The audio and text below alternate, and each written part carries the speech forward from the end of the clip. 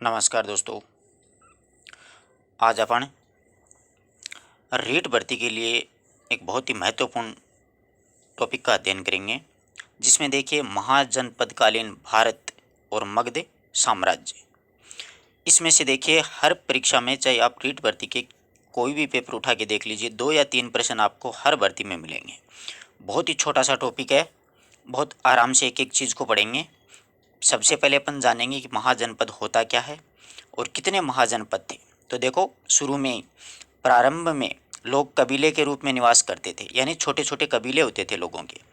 जनसमूह या कबीला जितने भूभाग पर रहता था वह भाग क्या कहलाता था? जनपद कहलाता था। यानी प्रारंभ में जो लोग, जब बस्ती शुरू हुई थी तो छोटे छोटे कबीलों के रूप में निवास करते थे। वो एक जनसमूह या फिर कबीला जितने बड़े भूभाग पर रहता था, जितने क्षेत्र को वो घेरता था, वह क्या कहलाता था? जनपद कहलाता था। आशा करता हूँ यहाँ तक की बात आराम से समझ में आई होगी। अब देखो, जनपद के बाद में महाजनपद, यानी छोटे छोटे कबीले मिलकर के बड़ा एक कबीले का रूप ले लिया तो उसको महाजनपद कह दिया। तो देखो, 16 महाजनपदों का सर्वप्रथम हमें जानकारी जो है वो मिलती है बौद्ध ग्रंथ के अगुंतर निकाय से। किससे मिलती है? अगुंतर निकाय से। यहाँ से अक्सर परीक्षा में प्रश्न उठा लिया जाता है। अगला सीधा सीधा ही पूछ ले कि अपने को 16 महा जो जनपद हैं उनकी जानकारी कहाँ से मिलती है, तो बौद्ध धर्म का एक ग्रंथ था अगुंतर निकाय, उसमें अपने को 16 जो महाजनपद हुए थे उनकी जानकारी मिलती है। ये भी पूछ सकता है कि कितने महाजनपद हुए थे। ध्यान रखना, 16 महाजनपद हुए थे। कितने? 16। और इनकी सर्वप्रथम जानकारी है वो बौद्ध ग्रंथ अगुंतर निकाय से हमें जानकारी मिलती है। अक्सर यहाँ से प्रश्न है वो उठा लिया जाता है, ध्यान रखना इस बात का। ठीक है। अब अपन 16 महाजनपदों की राजधानी और वर्तमान में जो भारत देश बसा हुआ है वो कहाँ का क्षेत्र था, उसको जनपद कहा गया था, उनकी जानकारी करेंगे। तो देखो, अंगराज्य था एक, मतलब महाजनपद था, उसकी राजधानी कहाँ थी? चंपा थी। अंग की राजधानी कहाँ थी? चंपा। वो वर्तमान में बिहार के मुंगेर और भागलपुर जिलों का क्षेत्र था। यानी वर्तमान में बिहार के मुंगेर और भागलपुर जो जिले बसे हुए हैं उन जिलों का क्षेत्र क्या कहलाता था? उसमें अंग जनपद कहलाता था। और चंपा उनकी राजधानी थी। यहाँ पर देखो, एक चंपा नदी बहती थी, उस नदी के नाम पर इस जो क्षेत्र था, राजधानी था, उसका नामकरण चंपा पड़ा था। अगला देखो, मगध। ये सबसे महत्वपूर्ण था मगध। इसकी राजधानी पाटलिपुत्र थी। और मगध की इससे पहले राजधानी गिरिवज्र भी थी, परंतु बाद में पाटलिपुत्र बनी थी। वो बिहार के गया और पटना जो वर्तमान में जिले हैं उनका क्षेत्र कहलाता था मगध राज्य। काशी जो था उसकी राजधानी वाराणसी, जो कि उत्तर प्रदेश में वर्तमान में वाराणसी और उसके आसपास का क्षेत्र काशी कहलाता था। कौशल, कौशल की राजधानी श्रावस्ती, उत्तर प्रदेश के अवध यानी अयोध्या और फैजाबाद जो क्षेत्र है वो क्षेत्र कौशल कहलाता था। वज्जी, वज्जी की राजधानी वैशाली थी, जो कि गंगा नदी के उत्तर में नेपाल की पहाड़ियों तक, बिहार में वैशाली का क्षेत्र था वहां तक फैला हुआ था ये क्षेत्र वज्जी, गंगा नदी के उत्तर में नेपाल की पहाड़ियों तक, बिहार में। आगे देखिए, मल्ल, इसकी राजधानी थी कुशीनारा या पावा, बिहार के पटना जिले के पास कुशीनगर और पावा क्षेत्र तक फैला था। एवं उत्तर प्रदेश के गोरखपुर और देवरिया जो जिले हैं वो क्षेत्र भी इस मल्ल राज्य के, मल्ल महाजनपद के क्षेत्र में आते थे।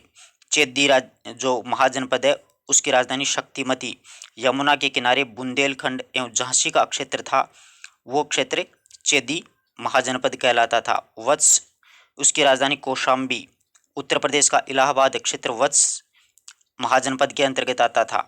कुरु, कुरु की राजधानी इंद्रप्रस्थ, जिसको वर्तमान में दिल्ली कहते हैं, कुरु राज्य था वो दिल्ली, मेरठ, गाजियाबाद के आसपास का क्षेत्र था। पांचाल, जहाँ की द्रौपदी थी, अहिछत्र, अहिछत्रम और काम्पिल्य, ये इनकी राजधानी थी। गंगा यमुना के मध्य रुहेलखंड, रायपुर, बरेली, बूंदायू, फर्रुखाबाद, ये है ना ये क्षेत्र, ये सारा पांचाल क्षेत्र के अंतर्गत आता था, पांचाल महाजनपद के अंतर्गत। पिछली बार जो प्रश्न उठाए थे वो तीनों यहीं से थे। मत्स्य महाजनपद की राजधानी पूछी थी विराटनगर, राजस्थान का जयपुर, भरतपुर और अलवर का क्षेत्र था। सूरसेन की पूछी थी मथुरा, जो कि उत्तर प्रदेश के मथुरा वृंदावन का आसपास क्षेत्र था। अश्मक की पोतन राजधानी थी दक्षिण में गोदावरी, यानी दक्षिणी भारत में गोदावरी नदी के तट तक फैला दोनों ओर का क्षेत्र था, वो क्या था? अस्मक महाजनपद कहलाता था। अवंती, अवंती की उज्जैन या फिर महिष्मती इसकी राजधानियाँ थी ये। मध्य प्रदेश का उज्जैन क्षेत्र था ना, एवं नर्मदा नदी घाटी के आसपास का क्षेत्र था, वो अवंती क्षेत्र कहलाता था। कंबोज, ये राजापुर राजधानी थी। जम्मू कश्मीर, अफगानिस्तान और पाकिस्तान तक फैला हुआ था कंबोज, जिसको कंबोडिया बोलते हैं। गांधार, तक्षशिला, ये पूर्वी अफगानिस्तान जिसमें कश्मीर की घाटी पाक तथा तक्षशिला का भूभाग क्षेत्र था। ये तक्षशिला यहाँ पर एक विश्वविद्यालय था उस जमाने में, तो गांधार राज्य जो था उसकी राजधानी तक्षशिला उसी के नामकरण पर पड़ा था। इस प्रकार से 16 महाजनपद हैं और इनकी ये राजधानियाँ अच्छी तरीके से याद करना। ये आगे वाले क्षेत्रों की कोई ज़रूरत नहीं है, ये अक्सर परीक्षा में नहीं पूछे जाते हैं। यहीं से उठाता अगला कि अंग महाजनपद की राजधानी कहाँ है? चंपा। मगध की पाटलिपुत्र, काशी की वाराणसी, कौशल की श्रावस्ती, वज्जी की वैशाली, मल्ल की कुशीनगर, चेदी की शक्तिमती, वत्स की कौशाम्बी। इस प्रकार से 5-7 बार आप रिवीजन करोगे तो अच्छे से याद हो जाएंगे। कुरु की इंद्रप्रस्थ, पांचाल की अहिच्छत्रम, मत्स्य की विराटनगर, सूरसेन की मथुरा, अस्मक की पोतन, अवंती की उज्जैनी, कंबोज की राजापुर, गांधार की तक्षशिला। राजधानियाँ अच्छी तरीके से याद करना, अक्सर यहीं से प्रश्न है वो उठाया जाता है। ठीक है, अब देखो इनके बारे में थोड़ा थोड़ा मैं आपको और बता देता हूँ। सबसे पहले अपन लेते हैं अंगराज्य, इसकी राजधानी कहाँ है? चंपा है। तो देखो अंगराज्य आधुनिक बिहार है, इसमें शॉर्ट में दिया गया है कि बिहार के मुंगेर और भागलपुर जिलों में। तो देखो अंग जो राज्य है वो आधुनिक बिहार के मुंगेर और भागलपुर जिलों का सम्मिलित क्षेत्र था। और मगध जो था वो अंगराज्य के बीच, मगध और अंगराज्य के बीच में एक चंपा नदी बहती थी। उस चंपा नदी के कारण ही अंगराज्य की राजधानी है वो क्या पड़ी थी? चंपा कहलाई थी। और अंत में यह अंग जो राज्य है वो किस में विलीन हो गया था? मगध में ही विलीन हो गया था। आई बात समझ में? मगध जो राज्य है इसकी राजधानी पाटलिपुत्र है। मगध आधुनिक बिहार के गया और पटना जिलों का क्षेत्र है। प्राचीनतम राजधानी इसकी गिरिवज्र, जो कि मैंने आपको पहले ही बताई थी, तो बाद में राजगृह और पाटलिपुत्र बन गई थी। मगध राज्य के बाद में राजधानी राजगृह और पाटलिपुत्र बनी। बुद्ध के काल में ये 4 शक्तिशाली राज्यों में, एक गणराज्यों में माना जाता था। यानी बुद्ध का जो समय था उस समय में मगध जो राज्य है वो 4 शक्तिशाली राजतंत्रों में से एक माना जाता था। आई बात समझ में? फिर देखिए काशी, काशी जो क्षेत्र है वो महाजनपद काल का सर्वाधिक शक्तिशाली गणराज्य था उस समय में। काशी जो था वो महाजनपद काल में सर्वाधिक शक्तिशाली राज्य था। इसकी राजधानी थी वो क्या थी? वाराणसी थी। और जो अपने वैभव और ज्ञान के लिए बहुत प्रसिद्ध था, यानी काशी में वैभव और ज्ञान की बहुत अच्छी जानकारी थी वहाँ पर, तथा शिल्प के लिए भी ये बहुत प्रसिद्ध था। यहाँ के कलाकार भी बहुत प्रसिद्ध थे। महाजनपद काल का अंत होते होते कौशल राज्य में विलीन हो गया था। ये जैसे महाजनपद काल है वो खत्म हुआ तो ये काशी जो राज्य है वो कौशल में विलीन हो गया। जैसे अंग था वो मगध में आ गया था, काशी था वो कौशल में विलीन हो गया था। अक्सर परीक्षा में पूछ लिया जाता है कि कौन सा महाजनपद था जो कि महाजनपद काल का अंत होते होते कौशल में विलीन हो गया, तो ये काशी जो था। अब देखो कौशल, कौशल का उत्तर प्रदेश के अवध और अयोध्या फैजाबाद का क्षेत्र था। इसकी राजधानी अयोध्या थी। वैसे श्रीवास्तव बाद में बनी थी। राजधानी अयोध्या, रामायण जो है उसमें कौशल राज्य की राजधानी रामायण में अयोध्या बताई गई है। परंतु सूर्यवंशी शासकों का यहाँ पर क्या था? शासक था, क्योंकि राजा दशरथ थे, उनके पुत्र थे श्री राम, वो यहाँ पर शासन करते थे। और बौद्ध ग्रंथ जो थे उनमें इनकी राजधानी श्रावस्ती मिलती है। वैसे अगर रामायण वगैरह अपन पढ़ेंगे तो कौशल राज्य की राजधानी आपको अयोध्या मिलेगी, परंतु बौद्ध ग्रंथों में इसकी राजधानी है वो श्रावस्ती मिलती है। आई बात समझ में? आगे देखो वज्जी, वज्जी जो राज्य है यह है, वज्जी की राजधानी वैशाली है। गंगा नदी के उत्तर में नेपाल की पहाड़ियों तक बिहार में वैशाली का एक क्षेत्र था। और ये वज्जी संघात्मक गणराज्य था। वज्जी कैसा गणराज्य था? एक संघात्मक गणराज्य था जो कि 8 छोटे छोटे कुलों को मिलकर के बना था। वज्जी राज्य का जो निर्माण है वो 8 छोटे छोटे कुल थे, उनको मिला करके इनका निर्माण किया गया था। और वैशाली इनकी क्या थी? राजधानी थी वज्जी की। बुद्ध के काल में ये 4 शक्तिशाली राजतंत्रों में वज्जी का नाम भी गिना जाता है। जैसे मगध का गिना जाता था उसी प्रकार बुद्ध के काल में है 4 शक्तिशाली राजतंत्रों में वज्जी का नाम है वो भी गिना जाता है। अब देखो मल्ल, मल्ल की राजधानी है कुशीनाराया पावा। ये 2 भागों में बंटा हुआ था। मल्ल जो था वो 2 भागों में बंटा हुआ था। एक की राजधानी थी कुशीनारा और दूसरे की पावा थी। इसीलिए मल्ल की राजधानी वो कुशीनारा और पावा थी, क्योंकि दो क्षेत्रों में बंटा हुआ था। मल्ल के लोग इतिहास के अंतर्गत क्या है कि साहस तथा युद्ध प्रियता के लिए बहुत विख्यात थे। इसकी राजधानी आराम से याद रख सकते हो, मल्ल यानी योद्धा को बोलते थे। और यहाँ के जो लोग थे वो अपने साहस तथा युद्ध प्रियता के लिए विख्यात थे, इसलिए इनको मल्ल कहा जाता था। और मल्ल होते हैं वो क्या करते हैं, कुश्ती लड़ाई लड़ते हैं। तो कुशीनारा इस प्रकार से आप याद रख सकते हो कि मल्ल प्रदेश के जो लोग थे वो बहुत ही साहसी वीर योद्धा होते थे, युद्ध प्रियता रखते थे, इसलिए वो कुश्ती क्या करते थे। तो इसकी राजधानी क्या होगी, कुशीनारा। मल्ल की राजधानी क्या है, कुशीनारा। आई समझ में। आगे देखो, चेदी। चेदी की राजधानी कहाँ है, शक्तिमती। चेदी ये जो राज्य है आधुनिक बुंदेलखंड, यमुना नदी किनारे बुंदेलखंड और झांसी का क्षेत्र था। आधुनिक जो बुंदेलखंड है उसके पश्चिमी भाग में स्थित इसकी राजधानी शक्तिमती थी। चेदी की राजधानी शक्तिमती, जिसे बौद्ध साक्ष्यों में शोथवती भी कहा जाता है। शक्तिमती को बौद्ध साक्ष्य यानी बौद्ध ग्रंथ है उसमें शोस्थेवती नाम से भी जाना जाता है। चेदी लोगों का जो उल्लेख है वो ऋग्वेद में भी मिलता है, महाभारत में भी यहाँ के राजा शिशुपाल का उल्लेख है। बहुत ऐसा प्रश्न बनता है कि कौन सा महाजनपद था जिसका जो उल्लेख है वो महाभारत काल में मिलता है। तो शिशुपाल जो राजा हुआ था उसका महाभारत में उल्लेख मिलता है, वो चेदी का राजा था। और ऋग्वेद में भी चेदी का उल्लेख है वो अक्सर मिलता है। वत्स की राजधानी कहाँ थी, कौशाम्बी। वत्स की राजधानी कौशाम्बी। यह राज्य गंगा नदी के दक्षिण में था, उत्तर प्रदेश के इलाहाबाद क्षेत्र यानी गंगा नदी का दक्षिणी क्षेत्र आ गया है ये। गंगा नदी के दक्षिण में और काशी और कौशल के पश्चिम में स्थित है, यानी काशी और कौशल जो राज्य था उसके पश्चिम में स्थित था। इसकी राजधानी कौशाम्बी थी, जो कि व्यापार के लिए, ये वत्स जो राज्य है व्यापार के लिए बहुत ही प्रसिद्ध केंद्र माना जाता है। उस जमाने में व्यापारिक गतिविधियां जो होती थी वो वत्स या कौशाम्बी में ही होती थी। कुरु, इंद्रप्रस्थ, ये जो राज्य है कुरु प्रदेश आधुनिक दिल्ली के आसपास का क्षेत्र है, यानी इंद्रप्रस्थ जो दिल्ली का प्राचीन नाम इंद्रप्रस्थी था, तो ये आधुनिक दिल्ली के आसपास का क्षेत्र उत्तर प्रदेश में, इसकी राजधानी इंद्रप्रस्थ थी। तथा हस्तिनापुर इस राज्य का एक अन्य प्रसिद्ध नगर भी था। हस्तिनापुर भी दिल्ली का प्राचीन एक नगर का नाम करना वो पढ़ने को मिलता है। तो हस्तिनापुर इनका प्राचीन एक इसमें एक नगर था। पांचाल, पांचाल अहिच्छत्रम तथा कापिल्य।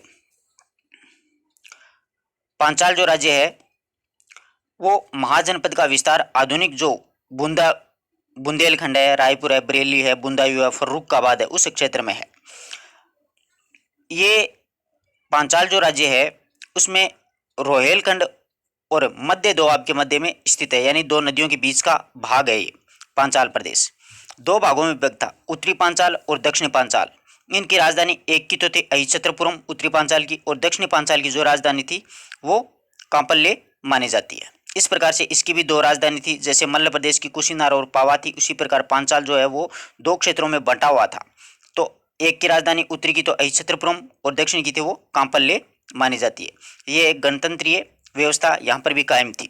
सूरसेन, यह इसकी राजधानी मथुरा है, उत्तर प्रदेश के मथुरा वृंदावन के आसपास का क्षेत्र है, वो सूरसेन राज्य कहलाता है। महाभारत काल में और पुराणों में इस राजवंश में, यानी यहाँ पर जो थे वो यादव वंश के राजा राज किया करते थे, यानी राजवंशों में यदु तथा यादव कहा गया है राजाओं को। और इसी राजवंश की यादव शाखा में श्री कृष्ण वो भी पैदा हुए हैं, यानी श्री कृष्ण वो मथुरा में यादव शाखा में पैदा हुए थे।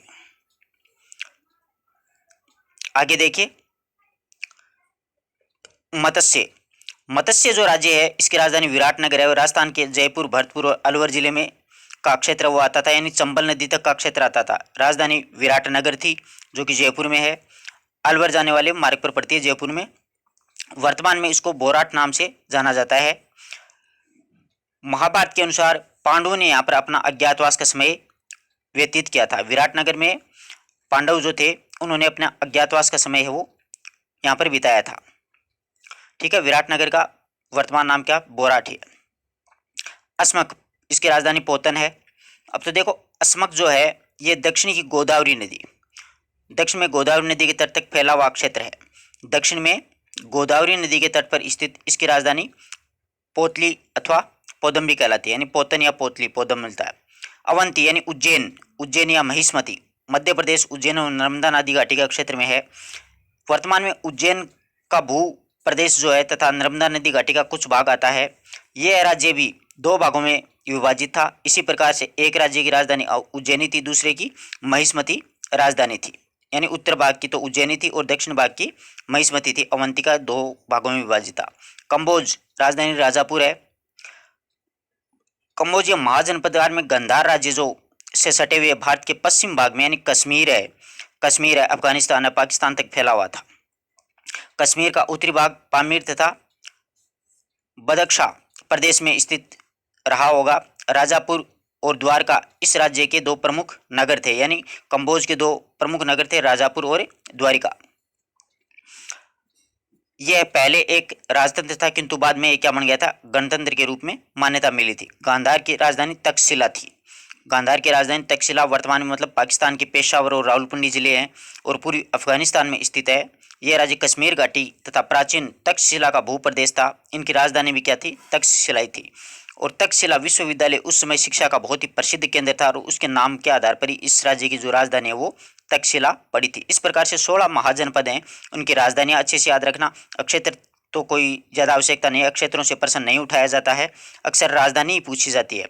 और ऐसा भी पूछ लिया जाता है कि महाजनपदों का सर्वप्रथम उल्लेख कहाँ मिला, ध्यान रखना, बौद्ध ग्रंथ अंगुत्तर निकाय में मिलता है। ठीक है, आगे देखिए। अब देखिए महाजनपदों में मतलब शासन की क्या व्यवस्था थी।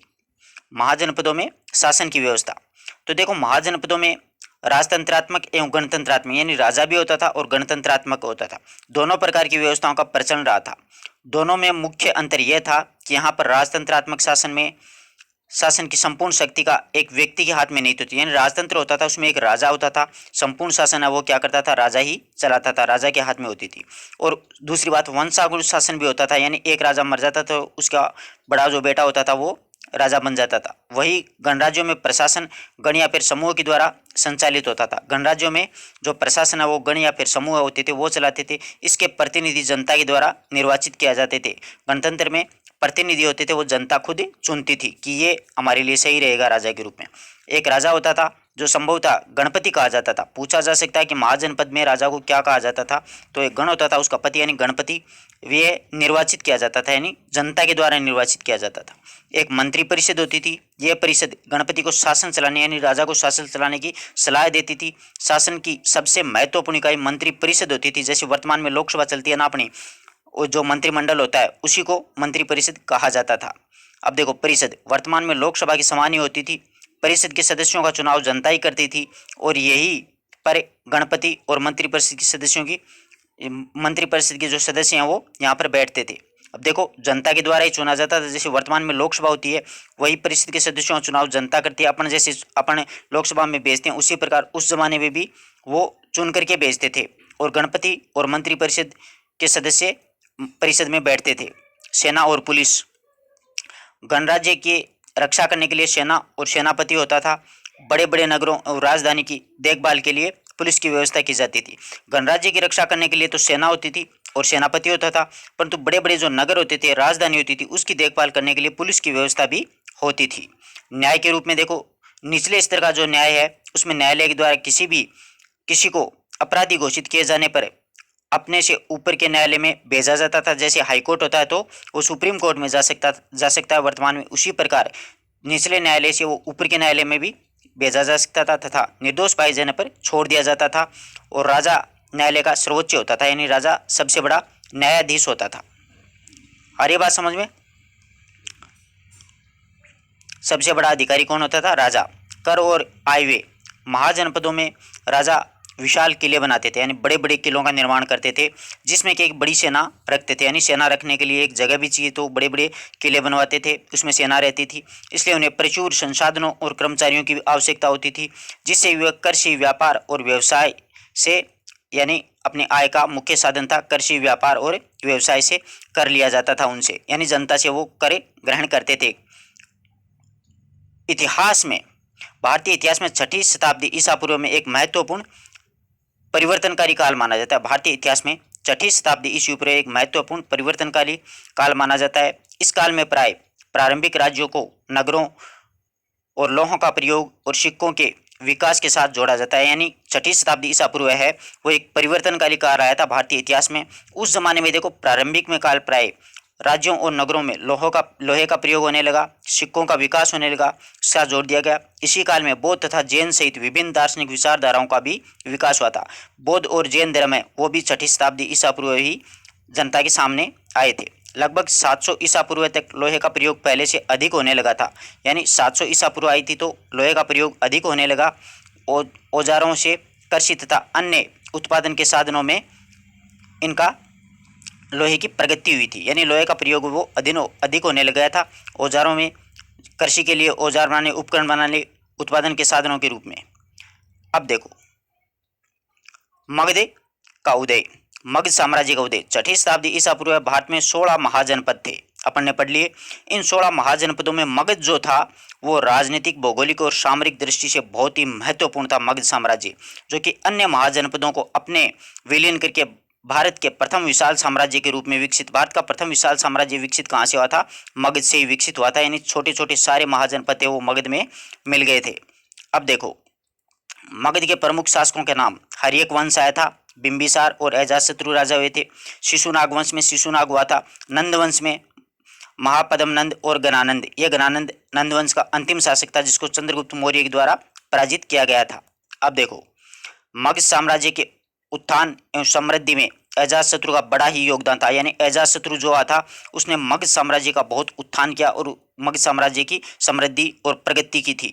बाद में नंद वंश के शासकों ने देश के लिए एक विशाल सेना संगठित करके व्यवस्थित शासन व्यवस्था को जन्म दिया था। नंद वंश के शासकों ने एक बहुत बड़ी सेना संगठित की थी। उन्होंने पाटलिपुत्र को समस्त उत्तर भारत के राजनीतिक केंद्र बना दिया था, पाटलिपुत्र यानी पटना को।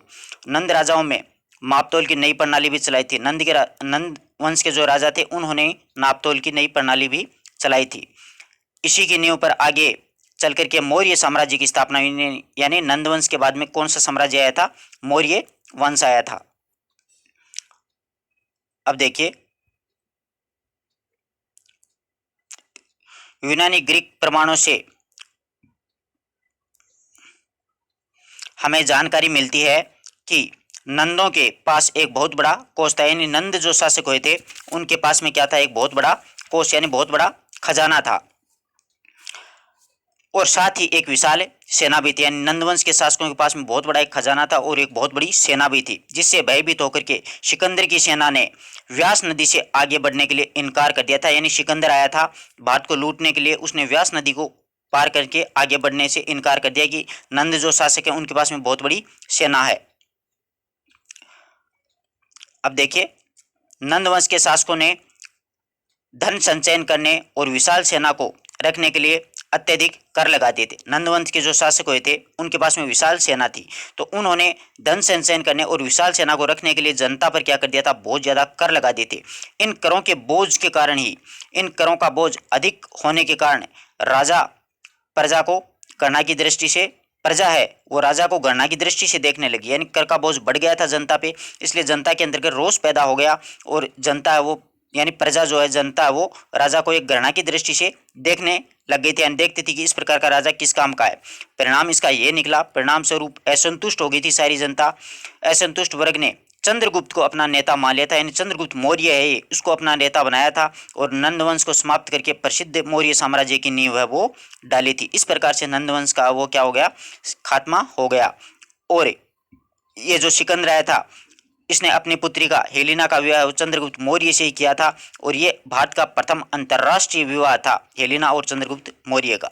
आशा करता हूँ कि ये जो महाजनपद काल है उसकी राजव्यवस्था, महाजनपदों की राजधानियाँ, महाजनपद कहाँ कहाँ तक फैले हुए थे, सारी बात आपको अच्छे से समझ में आई होगी। आप अपने एक बार नोट्स पढ़ लीजिएगा, एक बार वीडियो देख लीजिएगा, आपका सारा कॉन्सेप्ट है वो क्लियर हो जाएगा। धन्यवाद दोस्तों, मिलते हैं एक नई वीडियो नए टॉपिक के साथ, तब तक के लिए नमस्कार।